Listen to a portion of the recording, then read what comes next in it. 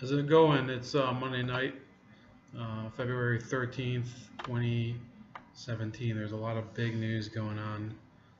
Not all of it good news, but I'm actually recording this video in response to somebody who I follow. I actually donate to her network, and I actually enjoy her show a lot. And I hope that she sees this. I'm gonna probably send it to her or post it on one of her boards or something. And that's Yvette Carnell, who is the head of the Breaking Brown Network, and I kind of support her group, not really because I agree with many things that she says, but because she reveals a lot of the real realities of people that are in the black community that are not getting into the mass communications media.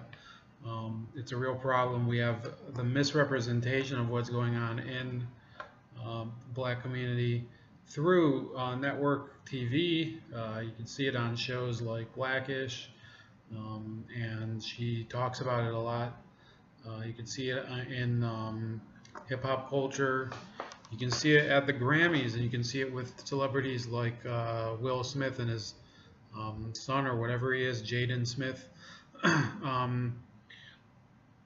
And she says a lot of truths that are very, it's very refreshing to hear somebody who doesn't really hold back on what she thinks. And there's a similar guy that does the same thing. She works along with him sometimes, Dr. Boyce Watkins, who I'm not a fan of. But he does his thing, and I listen to a lot of media that I don't agree with, and in fact I don't care, and I don't expect them to care about what I think either. Sometimes.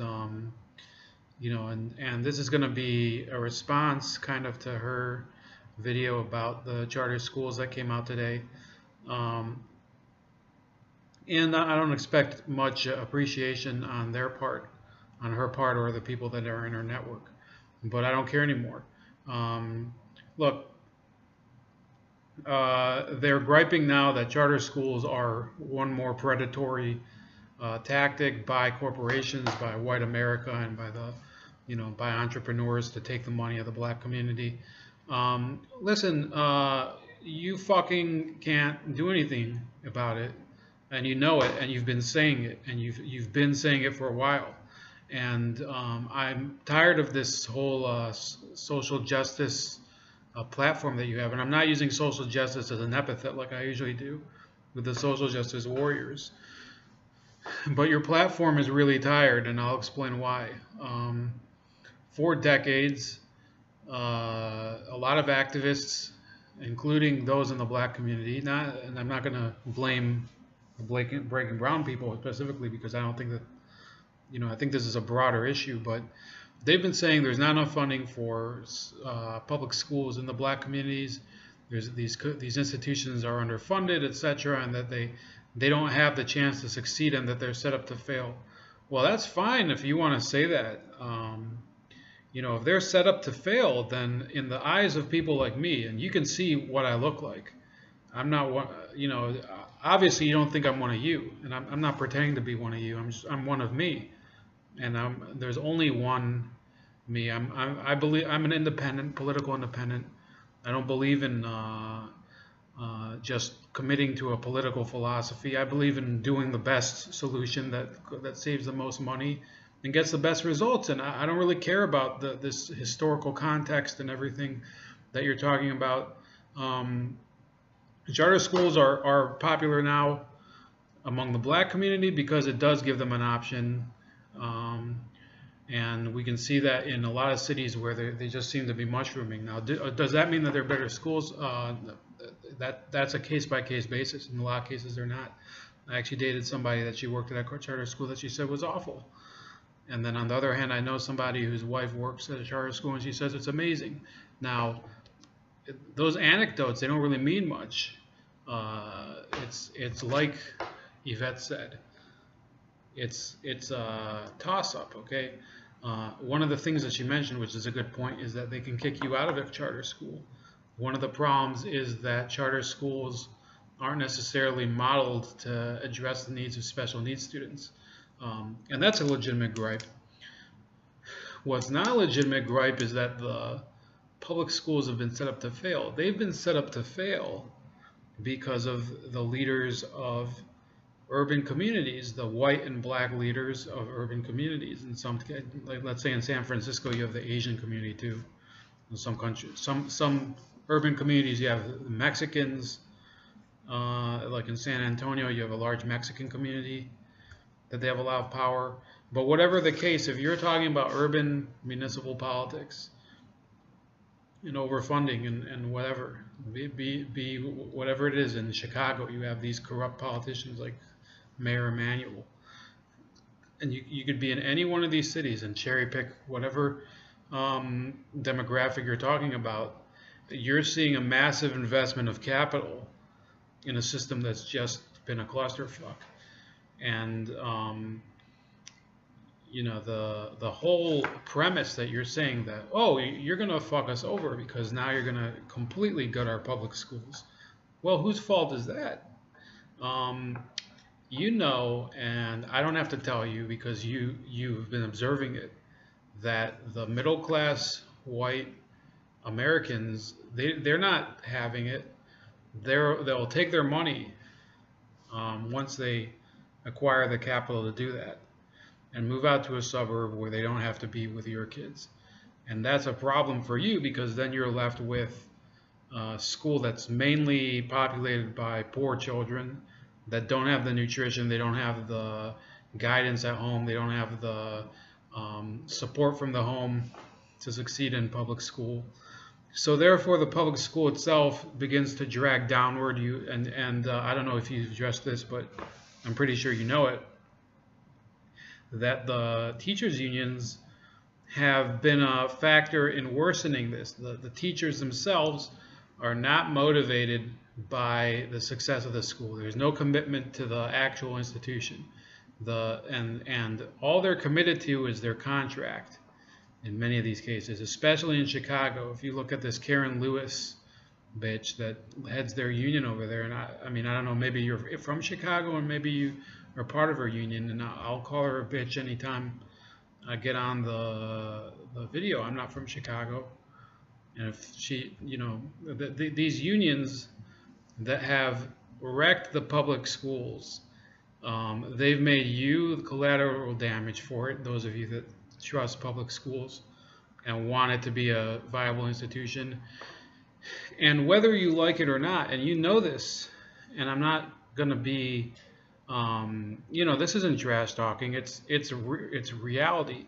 The problem is that the broader American public does not want to throw money in the toilet for nothing.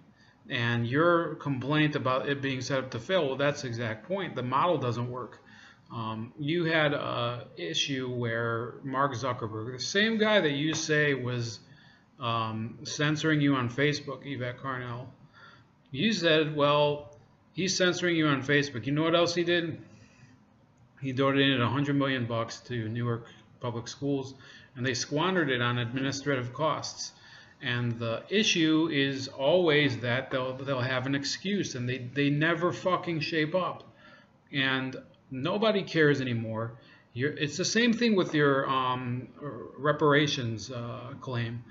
You always say, well, we only want allies that are going to support all of our platforms. Well, I don't care. Are you going to support anything that I'm in favor of? No.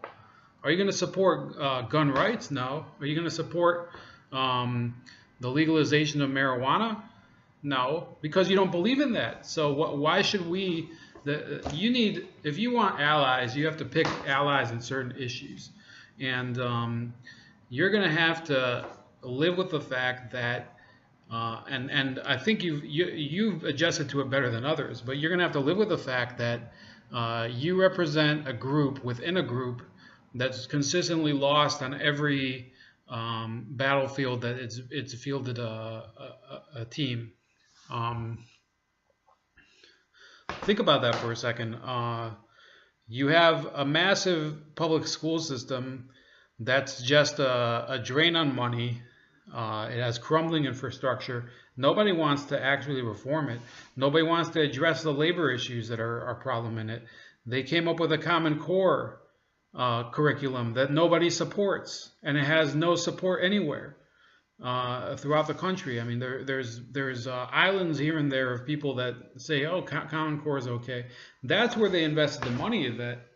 And you can keep saying, oh, they set us up to fail. That's the exact point. That's why people who the taxpayer is now revolting against this system, and we don't care anymore about this justice paradigm that you're talking about.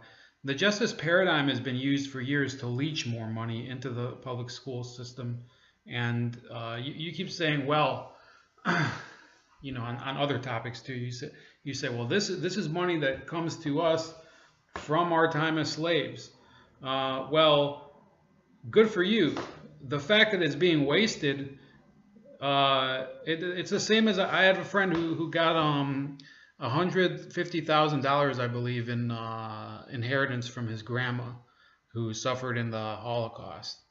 Okay, and you know what that guy did? He smoked it away with he was just smoking joints all the time, not doing shit, and now he's lying destitute. He's poor as he was before, living with his mom. So that's the result that you get, and this idea that now you're going to need more. Well, how much more? You know, you keep saying, you know, the Darity thing with the baby bonds. You know, it's an interesting idea, but are you going to tell me that the answer is to keep reinvesting money in a public school system that's a complete train wreck, and that none of you seem able to really reform? And even if you did, you've never positioned yourself to actually do it. You just let the same clowns manage it for decades after on end. You have the same mayors in every city. In the city I live in, there's a mayor that's he's about to seek re-election for a third term. He's had school administrators that just come and go, and they pick up a big contract and leave, and go to a different district and make hundreds of thousands of dollars in a better weather climate. And you're going to tell me that that's the system that I'm going to want to invest in? Of course not. And then what you keep saying, well, charter schools is going to be a predator on that. Well, the part that you forgot to do was to offer a reform and an alternative in this system, and you haven't talked about any way to do public school otherwise. And people are turning to charter schools, and we don't care about it. You know, you keep saying, well, your community is the most affected by it. The problem is that so many of these charter schools are being picked up by black parents. Okay, some of them are awful, some of them are amazing, and the whole point is that this is a model, and if they do it right, I'm not guaranteeing that it's going to be implemented right. I can't trust Betsy DeVos. I haven't met her, but the advantage would be, if it's implemented correctly, that these schools can be closed and shut down if they're a failure, and then a replacement comes up. That's the advantage of having a free market alternative. Now, as for the special needs students, I mean, what would have to happen is that you'd have to raise enough money to start a special school for that, or the school district could refocus the monies that were devoted towards public schools for new special needs programs, okay? But you can't stand in the way because of some historical injustice of the way that our country is going in terms of public education. This schoolhouse model that's been in place, this industrial model that's been in place for at least since the beginning of the 20th century, is choking and dying due to the abuse of its workers, the teachers, due to the incompetence of the administrators, due to the corruption of the school board members and of the municipal leaders, and also of the national leaders. The ignorance on education is so unbelievable that it's almost as if the people who are showing up now to talk about it are just pathetic. It's the same people that are showing up now to defend Obamacare. You all know that Obamacare is a failure, and all these emotional arguments about how it's depriving people of X, Y, and Z. Well, it sucks at X, Y, and Z anyway. It doesn't know how to, the public school system has been a failure, and I don't understand how you can come out here and say, and you know, just make the case to your own community that it's the best option. It doesn't matter whether it's the best option for the black community. You're going to have to adapt because it is falling apart. It is falling apart, and this whole premise that, oh, we just have to inject more money into it. We have to that you haven't offered any specifics. Okay, you haven't gone and given any specifics on how to reform it and why it needs to be reformed. In fact, a lot of your videos talk about how education is irrelevant to black success. You can be as educated as you want and still fail. So your whole fatalistic approach, Breaking Brown, is just dragging you down in the eyes of eyes of your own audience. You're just preaching to the choir. A lot of these people, they've already given up hope. A lot of these people are already angry. In the eyes of the people that are observing from the side, you know, people like me that aren't part of your community and that don't have any stake in it, but we pay taxes and we have to listen to our municipal leaders. Well, all you're doing is you're sounding pathetic and poorly motivated. I mean, I listen to your network. It looks like you've accomplished something, but if your whole message is give up hope and stop trying, then you know, with all due respect, your views don't really mean a lot to us. And why should we be an ally to you? The liberal white people have been a complete failure to you your entire lives, and they haven't contributed anything to your success. And they're one of the main reasons. Your association with them is one of the main reasons that you're still failures. And if you really want to have any success, you might as well strike out on your own or do something else, or form an independent block and start supporting your own businesses. What do you have to lose from that? Instead of griping all the time, and instead of acting, oh, we don't have any hope because wealth is intergenerational. Well, then what are you supposed to do? You're supposed to make a time machine and travel back in time and give your granddaddy a vault of gold? No, you can't do that. And if you're trying to gain wealth now and build on your grandchildren not being poor, then that's the only approach you can do. And none of this crap about that the system is built to fail. If the system is built to fail, then your whole argument to me just reinforces my point. I don't want to invest any more money in it. You're not thinking strategically. You're thinking in terms of justice, and none of us, the outsiders. You know, if you're talking about white outsiders, we're not a white community because we don't hang out. I don't hang out with white people. Most of my coworkers are Indians. You know, I work in a workplace where most of the workplace isn't from the United States. Whose fault is that? Whose fault? The public school system should have been able to supply a lot of those jobs to American-born college graduates. But unfortunately, so many of us have gotten used to taking basket weaving courses and getting degrees in crap that nobody uses. Well, of course they're going to hire somebody from Pakistan. Of course they're going to hire somebody from Indonesia. Of course, you have no rebuttal for that. If you don't have the qualifications, then why should they even care? And you know a lot of this, and you're going to resent it. You're going to say, "Oh, I'm not an ally." You're damn right, I'm not an ally. If I'm going to have to, pay more money for something I don't even like. You know, if you're gonna keep using historical injustices to ask for more money, but you still act like there's no hope anyway. So what are you even talking about? What are you asking? What are you trying to say in terms of a broader strategy? You have this black agenda, and you have this position where, you say black people have to address the real issues, and you refuted this Paul Krugman argument that the inner cities are not a hellhole. Well, good for you. You know how to tell the truth about what's actually happening. What you don't know how to tell the truth about is what to really do about it. I mean, I listen to Tone Talks once in a while, and the solutions are interesting, but you're not convincing me. If you give money to people that have no hope, they're gonna then what's their plan? That's the question. I'm not gonna say what is gonna happen. I'm gonna just ask what's the plan. So anyway, this is Ramon. You can see my opinions on Bold Like a Leopard on Facebook.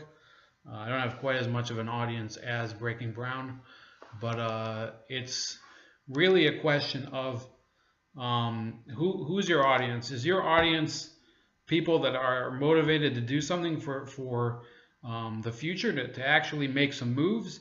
Or is your audience a bunch of people that are going to keep listening to videos and about how powerless they are? That's the real question, because if that's the case, then you're going to be making videos like this for a long time, Yvette, a long, long time.